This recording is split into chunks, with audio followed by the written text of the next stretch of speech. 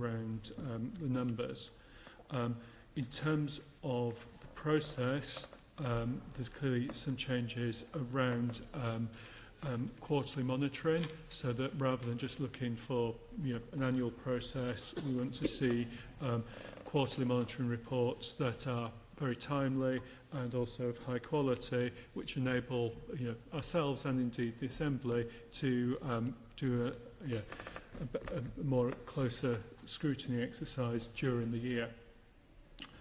Secondly, and reflecting the committee's comments on last year's process, we're requiring greater detail on both savings and also the capital programme, so that is available for everybody.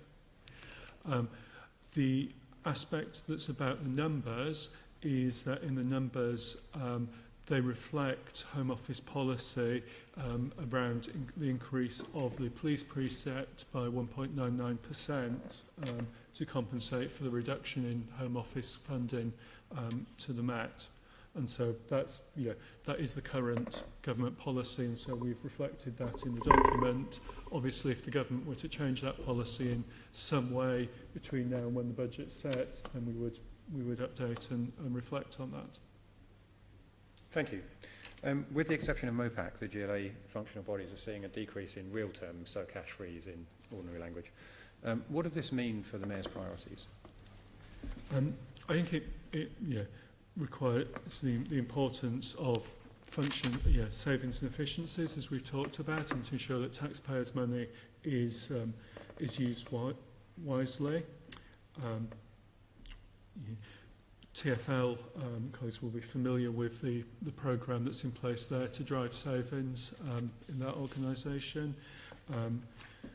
With LFIPA, we are at a position where the budget balances with increased funding from the Mayor, planned to keep the cash total constant whilst the government funding levels reduce. However, we are aware that some additional expenditure may be required following the awful events at Grenfell, and I understand that the LFIPA Resources Committee are going to be discussing that on Friday. And so the outcome of that is clearly something that we will need to look to manage through the process. And finally, there's some budget pressure on the LLDC side, where we currently have a £4.6 million gap between the proposed funding from the Mayor and the expected costs. Last year we managed to identify 3.8 million of savings, and there are some things that were identified then that we can bring in on stream to hopefully reduce that 4.6. One example is that LLDC's external IT contract is coming to an end, and so they will be joining the GLA IT to provide a shared service to drive some savings there. And I know that LDC are working on ideas for further savings and efficiencies to try and help reduce that. Thank you. Members, you recall that I mentioned in the pre-meeting the LLDC will be appearing in front of the next meeting of the Budget Monitoring Subcommittee, and my proposal is that as many members of this committee who are not members of that committee who want to attend will be allowed to, and we can scrutinise the LLDC at that point in time. I'm going to move on to talk about the GLA Group quarterly monitoring reports, and Assembly Member Prince is leading on that. Thank you, Chair. Good afternoon.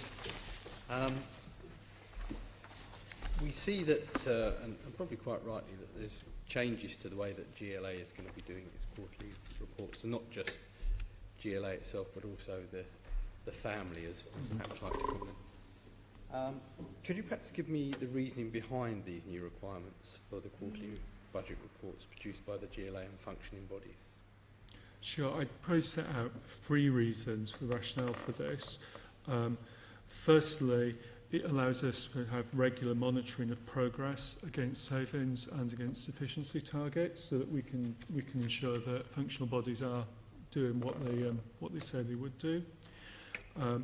Secondly, It will give us earlier sight of key strategic risks and opportunities so that if a number moves in a direction, be it positive or negative, that wasn't perhaps expected, we can start talking about that now and start considering what the implications of that may be and ensure that we don't wait until the next budget process to address what by then may be a bigger problem or maybe an opportunity that has been missed.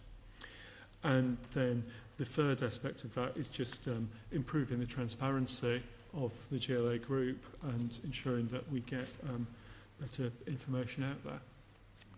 Thank you.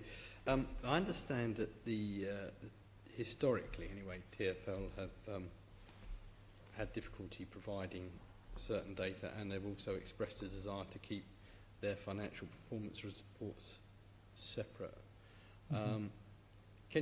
Are you assured that TfL and the rest of the functioning bodies are actually signed up to this new approach by the Mayor?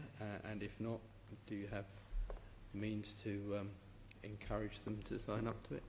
Yeah, I mean, I am confident of that. Obviously, the budget guidance, when produced, was discussed by officers with their counterparts in the functional bodies. I discussed it directly with the Chief Finance Officer at TfL. He's very supportive of this approach in terms of regular publication. Clearly, what TfL have tried to do, and I hope everyone recognise the progress that has been made in terms of the new format of reporting, is to try and make TfL finances and performance easier to understand. Obviously, they're doing that through two reports, one the quarterly performance report, and confusing when you're at TfL because they refer to it as QPR, and secondly through the finance report, which comes to their board and finance committee on a regular basis. And so I think Ian sees the real reason for running two complementary reports like that set out the information in the right way. I know that he did request an open request for feedback on their reporting format after running with it for a year, and I'm sure that committee members would have taken that opportunity, and I know Ian is keen to take that on board and try and ensure that we get reporting that works for everybody. So are you saying that TfL's actual layout, shall we say, will be slightly different to the other functioning bodies, or is there now going to be one format, and is there an actual date by which we can expect that to commence in its entirety? So we're not looking to impose one format. We have to recognise that functional bodies are very different. If you compare something like TfL, which is very operational in its nature, to, say, one of the development corporations, which isn't, trying to get that format would be probably challenging. We also have to recognise that each functional body has their own internal governance structures and have to provide the information that those structures require as well.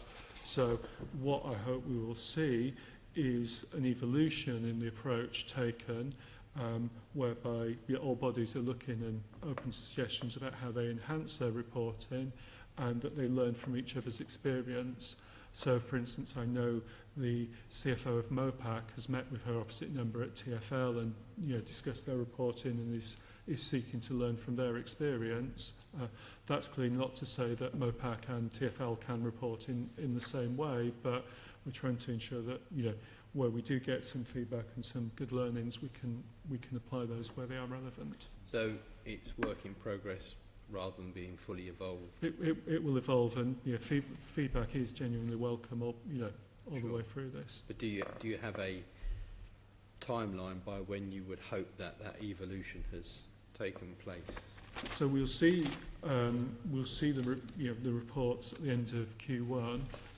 So those will be most functional bodies will be at the end of their Q1 now. So we'll be preparing those, and so clearly when those reports come in, if there are things about them that I feel when I review them or colleagues feel is missing or not clear or whatever it may be, we'll give that direct feedback.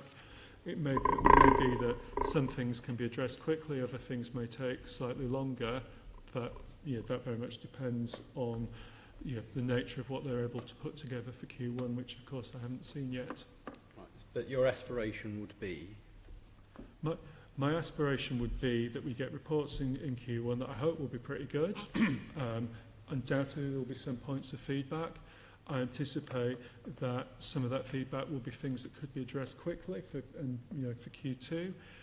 Others may be things that may require more systems work or whatever it may be under the bonnet, or may require the support from the governance arrangements for that functional body in order to make those changes, and will take longer. I'd hope that if we sat here in 12 months that we would say that by that point we've got something that we're fairly comfortable with. So if I can put words into your mouth, ideally by Q3, but fully polished by Q4, barring any. Yeah, but although with the inevitable qualifier that the world is not a static place, and suddenly new ideas and new events will come up that mean that what was a perfectly appropriate format may then need to evolve again. I don't think it's something that we need to set in stone. Thank you. Helpful. Okay, Senator Cooper. Thanks, Chair. I understand that the budget guidance for 18-19 introduces the within 25 working days of the quarter end to supply the quarterly budget monitoring report to the Mayor across the piece, and then within the 10 additional working days thereafter to make monitoring publicly available, so within 35 days. And I presume that then that is going to start from the end of quarter one of 2018-19. So, in other words, this is going to be implemented next year. No. So what have we been doing up until now? What's happened over the last year, and what are we doing this year in the interim period? So, firstly, this will be implemented from quarter one this year. So I expect to receive those reports in August or September, which will be the 25 working days after the relevant functional body's quarterly end. So you'll start seeing this, fairly quickly. August or September? August, I would have thought. It depends what different functional bodies have different quarterly end dates, because of many of them. The systems they use mean that they run on 4-week reporting periods rather than monthly, and so that means you have 3 quarters of the year that are 12-week quarters and one that's 13. That means for our meeting in October, we would have some of the information from at least quarter one would be available at that point. Yes, very much so. Yeah.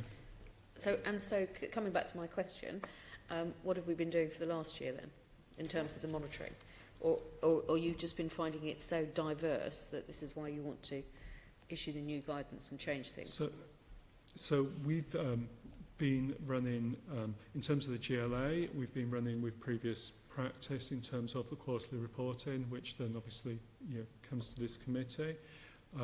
In terms of TfL, as we discussed, have already implemented their arrangements, and so we've been receiving those reports. Other functional bodies will vary. Obviously, MOPAC will hold scrutiny sessions and make those available, and I guess there'll be other things that we'll receive at an officer level from some of the smaller functional bodies. Perhaps I can just add to that. I mean, what's happened in Definitely previous going to years? have to speak up. I'll speak Sorry, up. I've had a really bad cold, so I've blown my nose so much that I'm probably very slightly deaf at this point. So if you can speak up. I mean, there has been an existing process by which each functional body has given a quarterly report to your budget monitoring subcommittee, and that's essentially the information that the GLA executive has considered in advance of that becoming publicly considered by yourselves. Okay, well, I don't sit on the budget monitoring subcommittee. Not all of us do. Some of us do and some of us don't. I'm just trying to get a handle as to why you're changing the guidance and implementing the new procedures, as to what the difference is going to be with what you're doing now. Sorry, Chair. It might just be, I'm Chair, you'll be aware of this from your time on the Fire Authority. Obviously, as both Davids are saying, that they go through committee structures and the functional bodies as well. So on the Fire Authority, it'll go through your committee structure, ditto MDC's TfL. So it's almost a parallel process where final drafts go to committees. They also come here, they go to your subcommittee, they come to to us, and all that happens in parallel. So it's not, you know, the same versions of the report. We see it roughly the same time. I think there was as David's been saying, there's a thought that we could do it. To be honest, Leonie, we could do it quicker, and that's prompted by TfL being able to do it quicker on the SAP system. We use the same system they use. We could actually do it quicker. So this is substantially quicker than we've done it before. It's quite a challenge for us at the GLA to do it this quickly. So not only MOPAT talking to TfL, we're talking to TfL about how we can do our financial quarterly monitoring more quickly, because this is a challenge for us as well. We've not done it this quickly before. So if we hit August, September, that'll be good. So this is about, on the financial side, running reports off in a timely manner, report them to yourselves, report them to the Mayoralty. On the performance side, as we've noted already, there are different types of organisations. On the performance side, you'll get different types of reports around exactly what each organisation does, and we'll come on to some of that later anyway. In the spirit of helpfulness to members, some of, I think, from what I'm listening to, there might be a slight misunderstanding between this item and the item we're going to have under item 7, which relates to the KPI reports. What we've just heard from witnesses about quarterly monitoring reports is correct. They have been coming through to the Budget Monitoring Subcommittee in the usual way.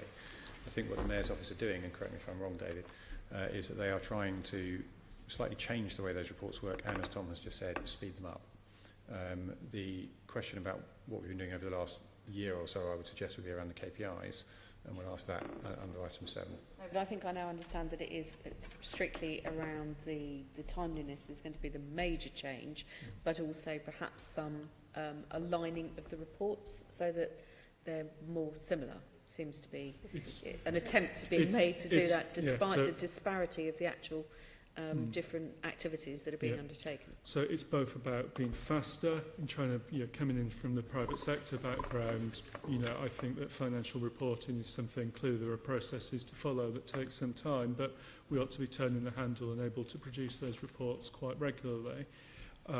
And so that you can take management action as you need to when you get the report, and that's why it's good to do it in a timely fashion. I think a bit more focus is needed there.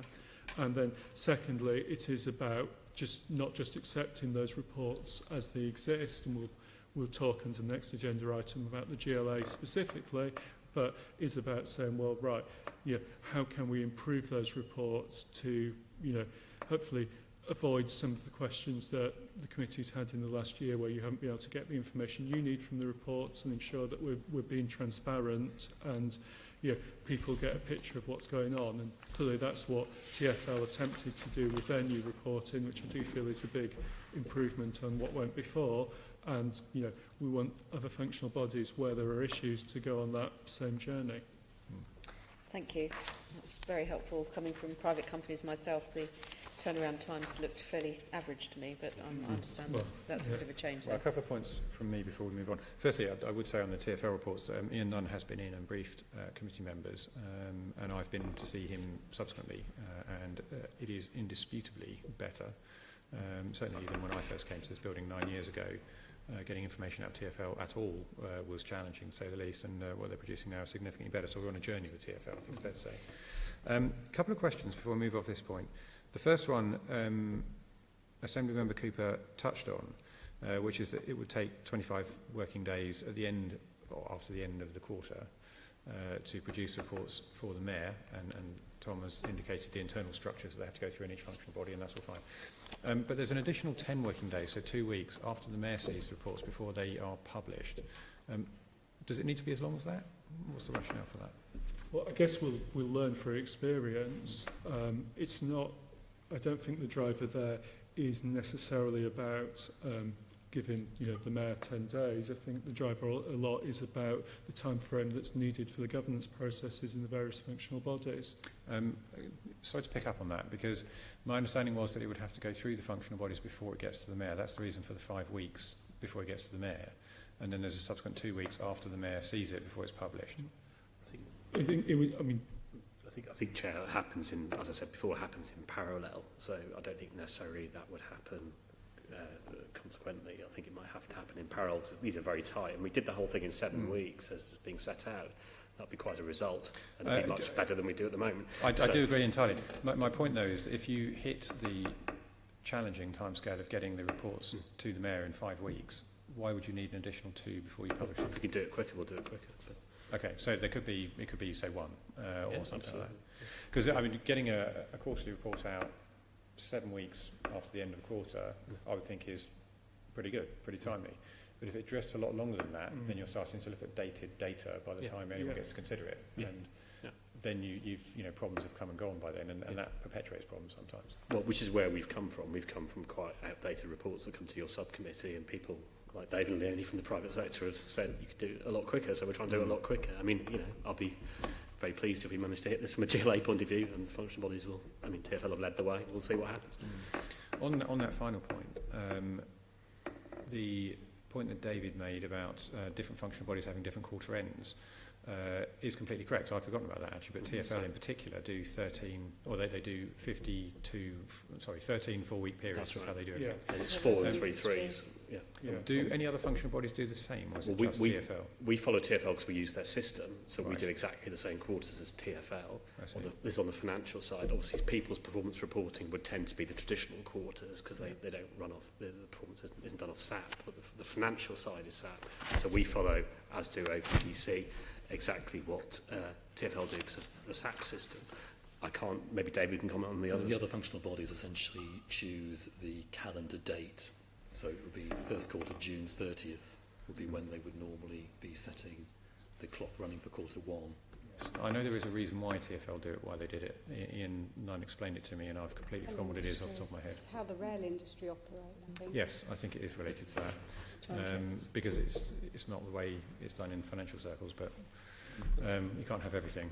Martin. I'll just add one sort of small point of detail on the GLA, and in fact we transpired that in the past the GLA, even though using the same SAP system, had different dates for their quarter 1 report to TfL, or they will be the same going forward. Okay. I think we went 4-3-3-3 and they went 3-4-3-3. I don't know what the rail industry does, but anyway, we've aligned it. I think we're both 3-4-3-3. I'm sure the audience is thrilled. I knew you'd be interested. 4-3-3 sounds like a football formation, but anyway. I'm going to pass over to Assemblymember Pigeon, who's going to talk about priorities for 18-19. Yes. So perhaps to David, Chief of Staff, the Mayor is proposing in this guidance to increase the police precept by 1.99% next year. How much will the Mayor raise from that? So that would be about, it's about £12 million. It's just less than £12 million, but that excludes the impact of buoyancy. That's just literally the poundage on the MOPAC's tax base. Doesn't change any assumptions about the growing tax base, Okay, so 12 million using the existing base. using the existing tax base. Okay. Is any consideration being given to raising the police precept above 1.99% given the huge pressures, and we've spent 2 hours on it this morning, on the Met's budget? So obviously colleagues will be aware of the referendum Yeah. limit that applies there. Colleagues will also be aware of the timeline the government runs to in terms of police funding, and also decisions about confirming that 199% remains the referendum limit. And clearly also police funding is very much a hot topic for all the reasons you're well aware of, and I won't rehearse. So at this stage, the budget guidance sets out the Home Office policy. We haven't looked at, the Mayor hasn't looked to take any decisions at this stage because it's very early in the process, and with a budget still to come, with police funding settlements to come.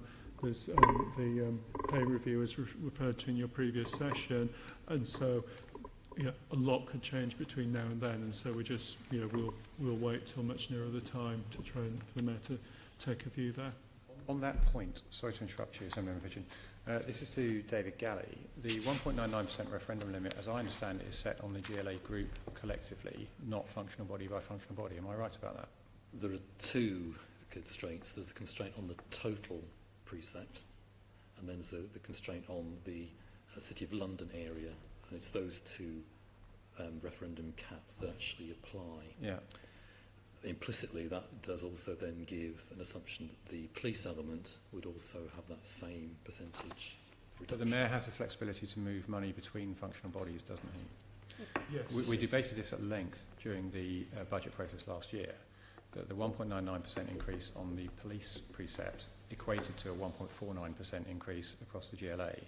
The Mayor therefore had the capacity to have increased the whole GLA precept by 1.99% and moved money around potentially to the police or anywhere else that he chose to.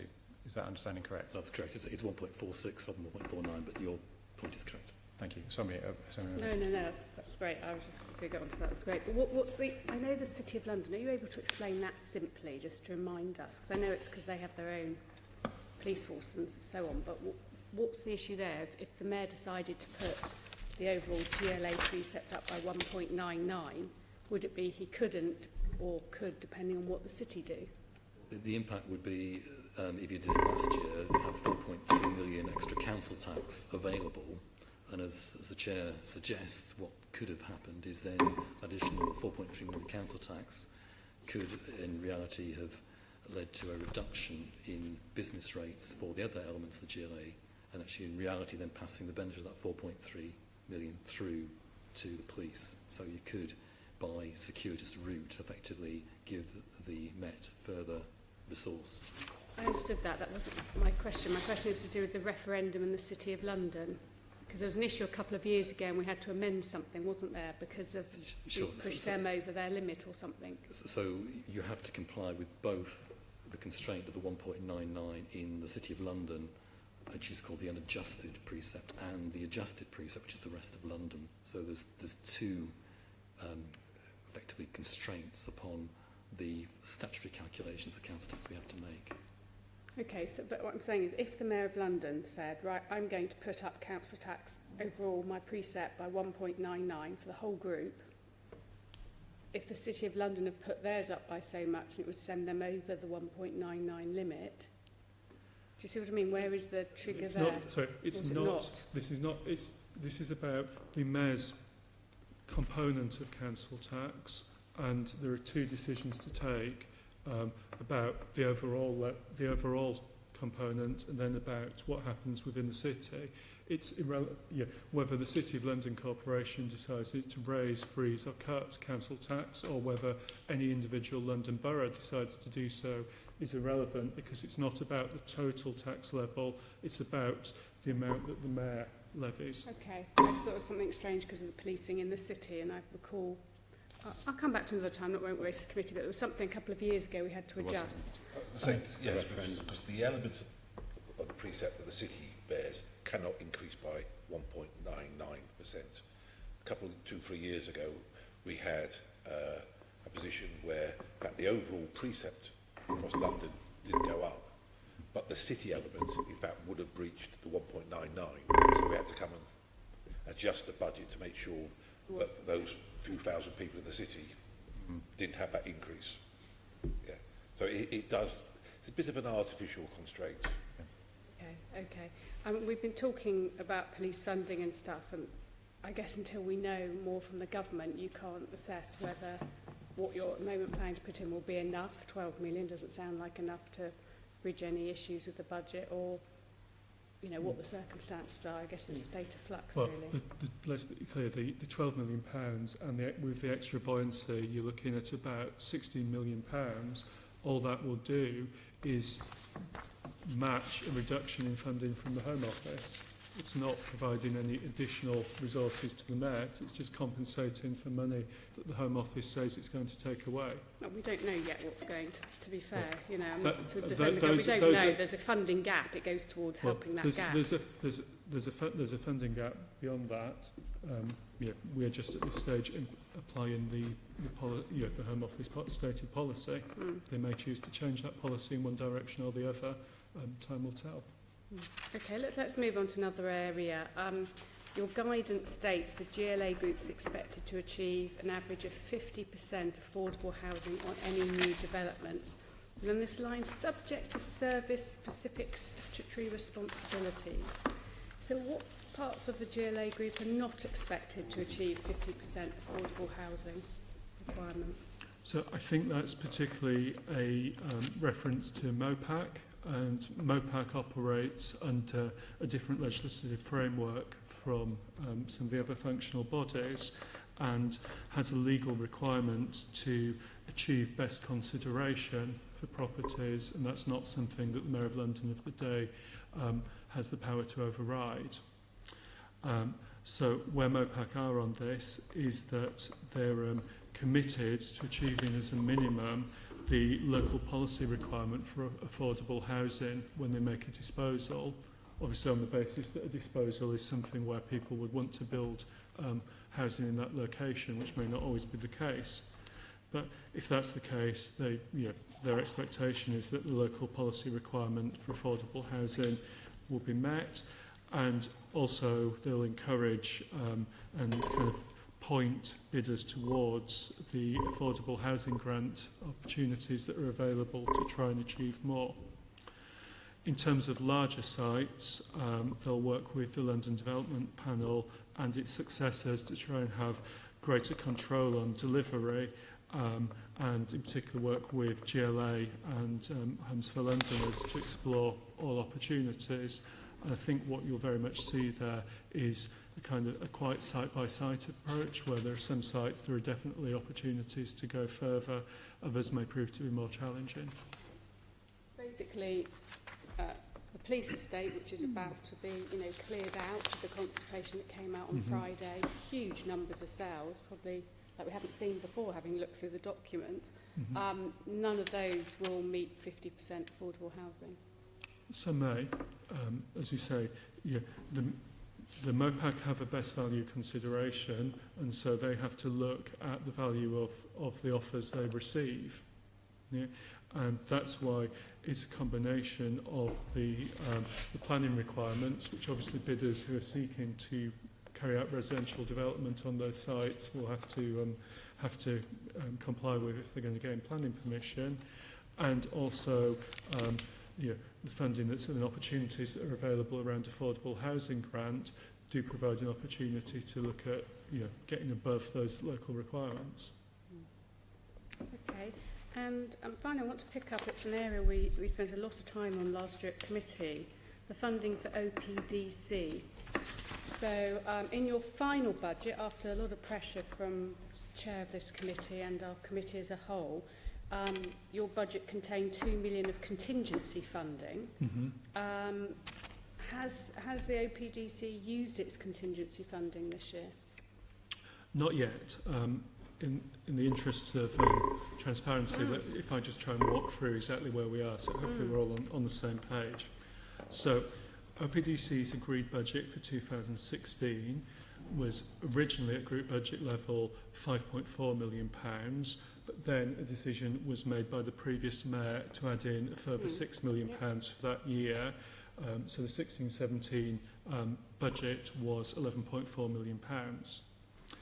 OPDC outturn for 16-17 was £6.1 million. Yeah. So that obviously means there was an underspend that year of 5.3 million. David, could I just stop you, because we're in danger of tipping into refighting a battle we've already fought. Chair, I'm not refighting the battle. I just want to set out the factual position, because I want to come to the underspend last year is relevant to what's happening this year, and I want to be transparent about what's happening this year. Yes, it's using the word factual I'm position. quite motivated not to refight the battles of last year, because I don't think it was productive. But don't throw out any hooks then, because they may be taken up, if I can put it I that was way. going to jump on them, I'm attempting to do that in a factual way. So OPDC made a carry forward request from 16-17 to 17-18 of £0.8 million, and that has been approved, so that adds on to their 17-18 budget, which was, as you close will be aware, 6.9 million. In addition, a proposal is currently being prepared for use of some of the contingency funding that the committee is aware of, which by coincidence would also be for £0.8 million. Yeah. If that is approved, and it's going through the governance processes at the moment, that would then bring OPDC's budget for 17-18 to £8.5 million. Okay. But as I was saying, there was 2 million contingency, and you're talking about bringing forward one lot of 0.8 and another lot of 0.8. So that doesn't add up to 2 So million. it doesn't. Only the second 0.8 is It's from that contingency fund, and that's what OPDC are asking for the particular piece of work that they need to do. The remaining 1.2 million still remain there and still is available should they come back and say that they need it. So the 1.2, the Mayor is intending on providing as additional contingency funding in the next year. It is available. At the moment, there's no request for it for OPDC, and should there be a request, then obviously we would consider it. Into the next financial year, when the next budget is set, will that 1.2 million be there in case they require it and wish to bid for it? So that money comes out of the Development Corporation Reserve, which we hold, and so if that money is not spent, that money is there, and it is all, that reserve is there to handle unexpected matters relating to either of the development corporations, and so either of them is free to make a request for funding from that reserve at any time in any case. Okay. I think the key question is whether that 1.2 million is ring-fenced for the OPDC. Because I think when we went through the budget process a year ago, the assumption was made that 2 million was there, and I think it was to create some kind of self-funding bit or something. And as you have said, it was in a particular earmarked reserve. But is the funding within that reserve earmarked just for the OPDC? Or if they don't access it, let's say in the next financial year, it could then disappear and go to the LLDC? It is earmarked for this financial year. Mm-hmm. We haven't had any discussions yet. So it's just for this financial year? At this stage, because it's too early in the process. Mm. A point I think is relevant that we made when talking about this last year is that OPDC is a fairly young organisation. It's not got a lot of operational responsibility, and so therefore its funding requirement will evolve, and it will ebb and flow based on pieces of work it's got to do. So for instance, if they're going to produce a master plan, there's a pound sign associated with that. When that work's done, you see that funding will drop out of their budget, and so just in the natural course of business, you would expect to see their budget moving around more than you would other organisations that have that operational remit and more fully established in what they're doing. Is the carry forward request and the contingency bid that's been prepared, both of which, as you said, are 0.8 million, are there decisions around that in the public domain? So they're about to be the 0.8 from the contingency is a mayoral decision which has been drafted and is going through the governance process at the moment. Sure. Yeah. Okay. So when that decision's made, it will be published in the usual ways. And the carry forward request? To carry forward, does that come into the GLA group decision? It's done, isn't it? Yeah, I mean, it would be a decision that's effectively delegated and to yourself in terms of the approval carry forwards. So it's just the question is a good question about given it's not made for a mayoral decision explicitly, how does, beyond the fact that we've informed you about Would it, it how does perhaps it be in enter the the quarterly public report? domain? Which I think is a fair question. I think it will enter the public domain in our quarter one. In the quarterly report? Yeah. Which is We'll have a revised budget for the OPDC, which is the payment from the GLA. Makes sense. Okay, moving on to, we're going to look at key points in the budget guidance now, and Assemblymember Cooper is leading on that. Thank you. Obviously, business rates has been a bit of a topic of conversation, going backwards and forwards, and so we wanted to start by what assumptions are you making about future retention of business rates? And I'd like to start with you, David, if I may, and then go on to Martin. Cool, thank you. I think the main thing we're assuming about business rates is that it's really uncertain. I think we've discussed before some of the challenges in terms of the difference between billing authorities' predictions of income and what in subsequent years turns out the income will be. Obviously, we've got the appeals process. We've got a new appeals process that's taken effect this year. We've got the revaluation and what impact that will have. And now, just because, things have to get more uncertain, don't they? The government, the Queen's speech, the government not reintroducing the local government finance bill casts uncertainty around the proposals there, including the 100% London-wide retention pilot. So at this, there's a lot of uncertainty.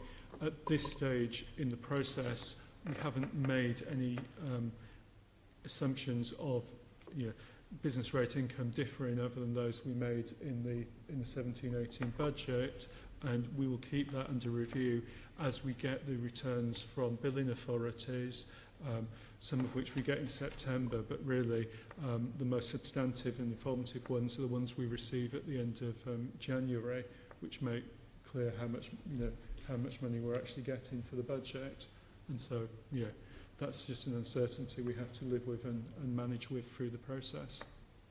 Does anyone else want to add anything to that? Martin, do you want to add to that? I'd just say I think we take the prudent position. We've got a business rates reserve to cover the downside risk.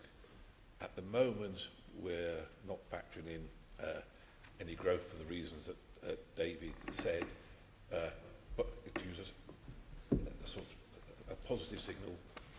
The latest returns relating to 16-17 from the London boroughs, for the first time, their outturn was greater than their forecast.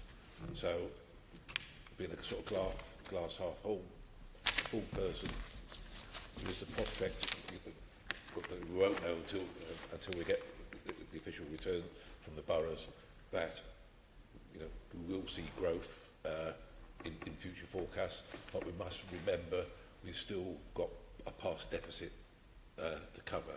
So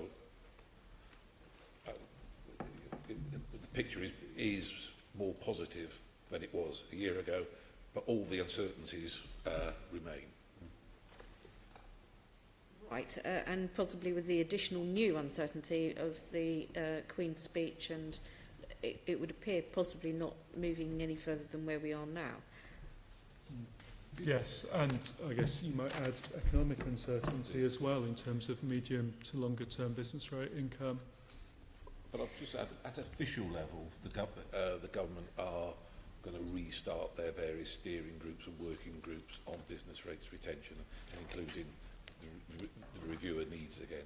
And so work will now, after the hiatus, will start, and discussions. And discussions are being held, and to the extent, if the government wished, what changes could they make without new primary legislation? Oh, okay. So at some point we might still move towards the full devolution of the business rates, but with a sort of hiatus or gap having developed because of the changing political circumstances. So if we do achieve that, then one, we may achieve more income, but two, will that leave us in a position where we can move the money around? Will the Mayor be likely to change the way he distributes income from business rates across the GLA group? Obviously, we'll have to consider that, and the purpose of devolution is to give the Mayor of the day that power. As I say, at this stage, there isn't anything concrete in terms of how the income levels may change, and so that's not a discussion we're in a position to have. Right, okay, so that's not really something that you're going to be looking at this point. In terms of the changes for businesses, local businesses, obviously the Mayor's manifesto said, I'm going to be the most pro-business Mayor ever.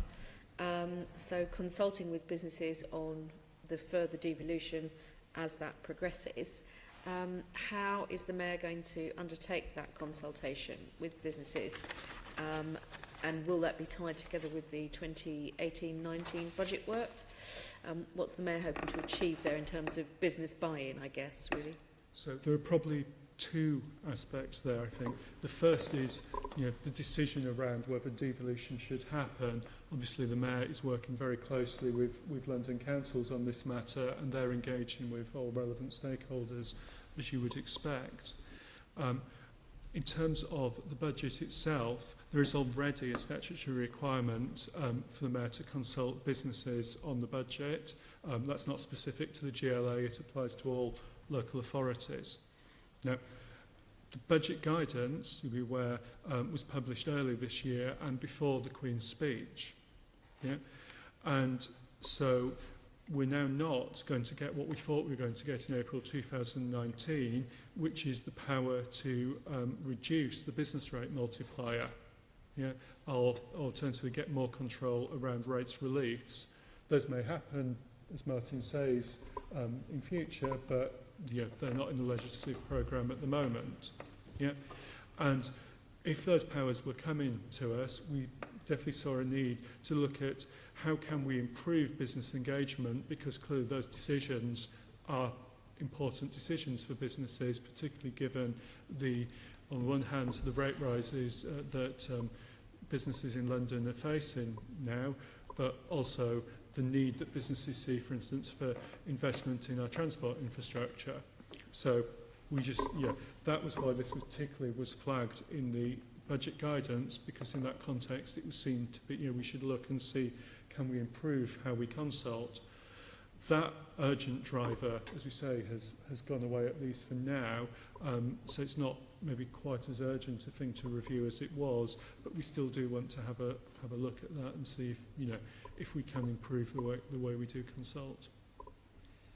Okay, and on a completely different area, not to do with business rates, but still to do with the budget guidance, the chief finance officers are expected to clear their budget submissions with colleagues working on diversity and inclusion strategies. Mm-hmm. Will the Mayor's diversity and inclusion strategy be published by December, which I understand is when the consultation budget will come out? Is there any risk that the publication of the diversity and inclusion strategy might delay the clearance of the budget submissions? I don't, off the top of my head, remember if we've got a date or even a month at this stage confirmed for the publication of that strategy. I know that the consultation document obviously is out now, and feedback's requested fairly soon. I think it's the start of September. So, that gives you kind of a view of what the timeframes might be beyond that. What I think we would say is that, the general thrust of what the Mayor's trying to achieve on equality, diversity and inclusion is well understood by functional bodies. I think it's an ethos that they would say they share, and so they should be building it into their plans in any event. And the strategy may take one or two things to the next level, and that should be being thought about in response to the consultation that's currently underway. So you wouldn't anticipate that it would have an impact on the publication of the draft budget? No. Okay, thank you. Okay, thank you very much. We've reached the end of that particular item. It's a fairly swift canter through. It's obviously not the last time we're going to be looking at it. Can I recommend that the committee note the answers given to that section? Yes. Thank you very much, members. We're going to move on to item 7 in a moment. Martin and David, it's been a fairly long, gruelling morning. I know you haven't been here for all of it, and you are perfectly welcome to stay, but you may not be required for the next item. So it is also lunchtime, so it would be entirely understandable if you decided you wanted to withdraw. I'm afraid David and Tom, you're both skewered. Okay. Item 7 then is refreshing the GLA's performance management framework. And members, if you look at page 91 of today's agendas, that's where the report relating to this item begins. I'm going to ask Tom Middleton to give a brief overview and then to take some questions. Tom. Thank you, Chair. The performance management framework is being developed under the Mayoralty, and you can see the proposals in front of you, which are for consultation at this stage, so we're asking for your views. By way of background, it's probably worth saying that the former set of KPIs under the previous Mayor, you'll be aware, took a number of years to develop. So I think in terms of how we move on this current piece of work, a year into the current Mayoralty, I think this is a good time to go out and ask for views as to how we should do it in future. It very much ties into the conversation we were having earlier around the quarterly monitoring, which members will have heard. And you'll see within the paper there are 5 priority areas identified by the Mayor's team and one of those is exemplified in terms of housing. So at this stage, it's very much for views. Nothing's set in stone, but it's kind of evolution rather than a revolution in terms of what was there before. So it's kind of, we've got a kind of a sound framework for performance management.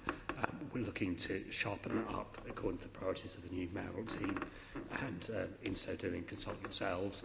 And as we go through the quarterly process, clearly people will have views as we go along. And during the current year, as colleagues were saying earlier, in terms of the new approach to quarterly monitoring, we can obviously modify that as we go along. I think what we're looking to do for the complete year that we're currently in, 17-18, to have these indicators fully in place and reported for this year by the end of the year. That's our goal, Chair. So welcome views, and obviously David and I are happy to answer any questions you might have.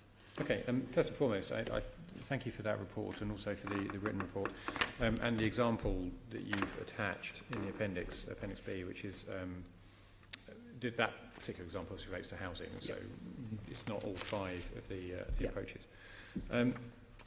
I think also I welcome paragraph 11 under reporting, when you mentioned there'll be a dashboard and a traffic light system, and that's the kind of thing that we are expecting to see, and I think it's good that you're going to do that. Smart objectives are, I think, a prerequisite for any meaningful reporting that anyone were to do. I'm interested in how smart objectives would look in the case of some of these overarching themes, so the 5 overarching themes. I'm imagining there's going to be sub-themes beneath each one of them. For example, smart objectives relating to social integration.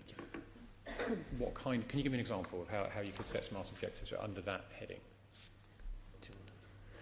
I'll be honest, I didn't bring down the draft work on social integration, so I don't necessarily want to answer the general point. I mean, I agree with you. It is difficult. We want as much as possible to be smart. There will be some occasions, certainly initially, where that's difficult to do.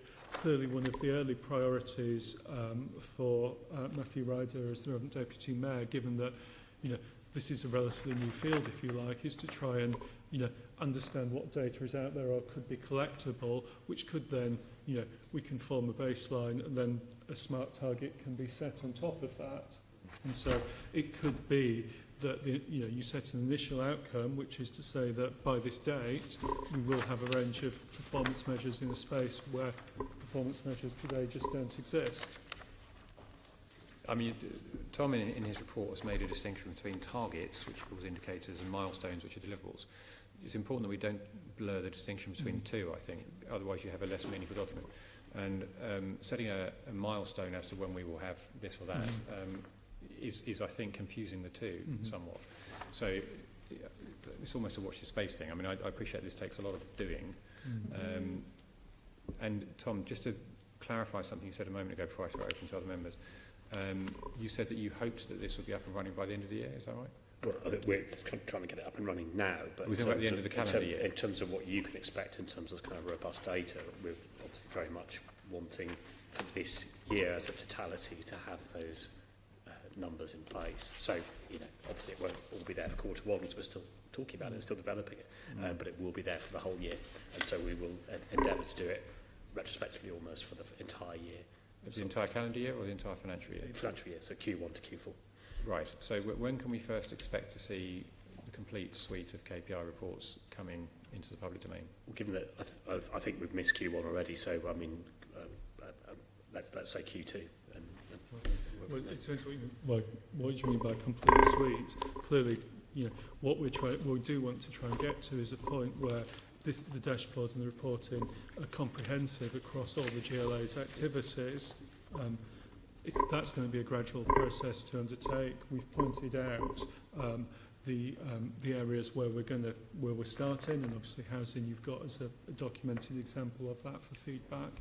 And the question is how quickly can we get the systems established within the governance team and also the finance team, because it's important here that we're not trying to have one discussion across there about performance, another discussion down there around finance. We're trying to integrate the two things so that we can see that budget allocations are being used to good effect. Entirely right. That's exactly the point of this.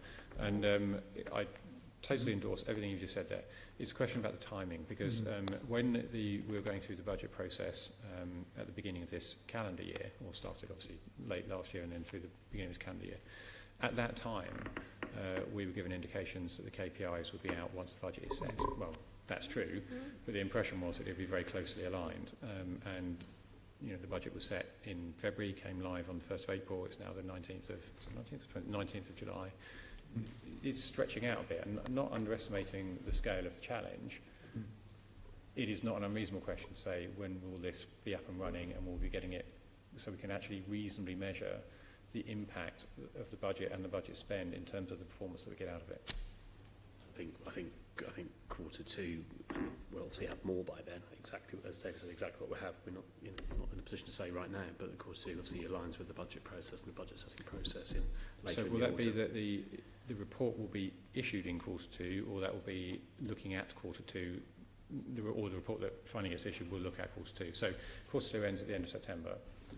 Is it a realistic target to say that we will be able to see the KPIs and reporting against them by, let's say, October?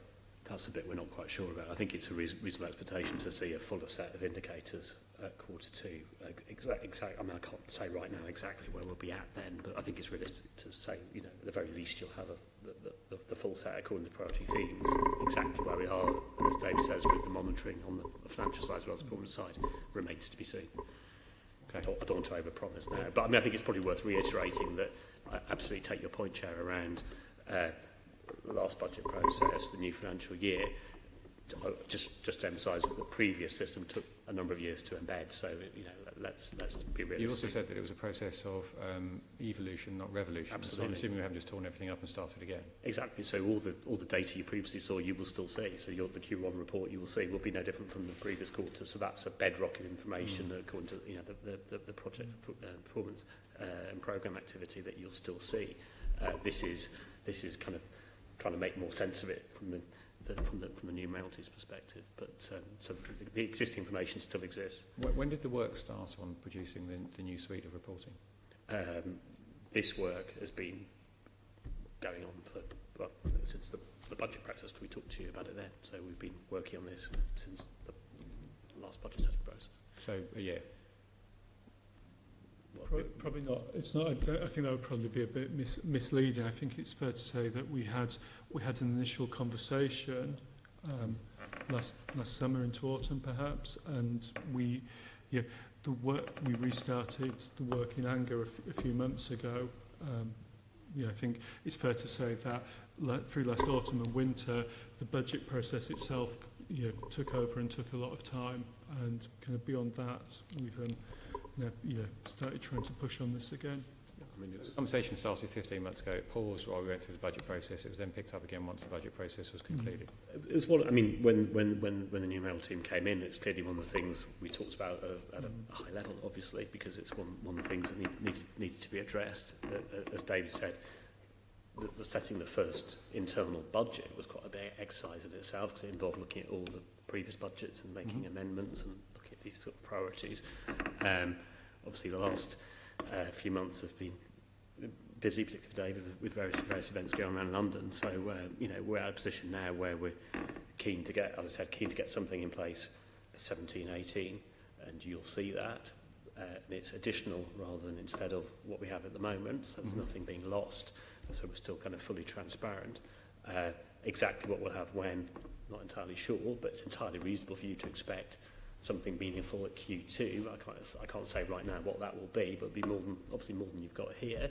In the meantime, we're trying to kind of keep this live and warm with you by asking for your views, and if you in terms of shaping this. The example you chose in terms of social integration is the most challenging one. You're absolutely right to raise that, because that's not straightforward, and it cuts across lots of different areas, and it cuts across areas where the mayor doesn't necessarily have direct resourcing responsibility, or even some areas policy responsibility. So some bits of this air quality with TfL and GLA activity, housing with GLA activity, we can identify reasonably easily. Things like social integration, you're absolutely right to raise that. There's a new deputy mayor, there's a new management structure corporately, new team members being recruited, quite a lot of new activity. That will be more challenging, clearly, and you're right to raise that. I don't deny that for a second. That'll be a more challenging area to look at. Yeah. Well, I mean, from the information that we have, my personal view, and again, I'm keen to get members in a moment, I think the direction of travel and the framework that you've laid out is the right one. I think it's fine. I think the example you've given, housing, is a good one, really, to give us as an example, because it's a very measurable activity. And reading through it, I like the level of detail. I like the way it's been set out. I like the milestones and targets that have been put in it. So, personally, if you can produce a KPI report covering all five key priority areas in the same way, then I think it would be a very good and robust document, provided it becomes timely. So that's my feedback on it for you, but other members have indicated. So, Assembly Member Prince. Thank you. I think we do welcome this. I think it's a massive step forward, actually. In page 92 of the report, under the title reporting, item number 11, you do refer to the use of traffic lights, complementary to reflect and reflect on.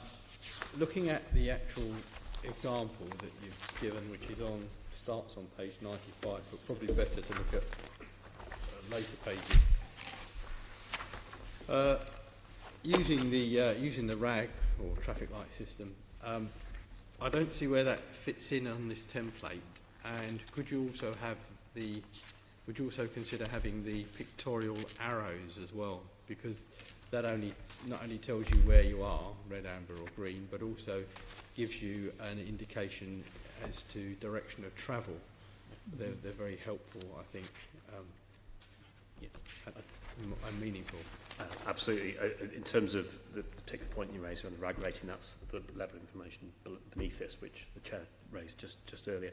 But absolutely, in terms of the arrows, yeah, that's fine. Thank you. Okay, any other members?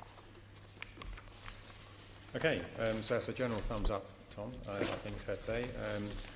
What arrow? Yes, an upward arrow. Which Yes, it's there are some visual connotations there that we don't need to dwell on. I've been left on mine. Right, members, we are recommended to note, and we've provided feedback, we are recommended to note the report. Is that agreed? Agreed. Agreed. Thank you very much, members. Item 8 is the Budget and Performance Committee work programme for the remainder of this year. It has been tabled. I recommend that we note it. Is that agreed? Agreed. Item 9, date of the next meeting is Thursday, the 28th of September 2017 at 10 a.m. in the Chamber. Can't wait. Do you note that?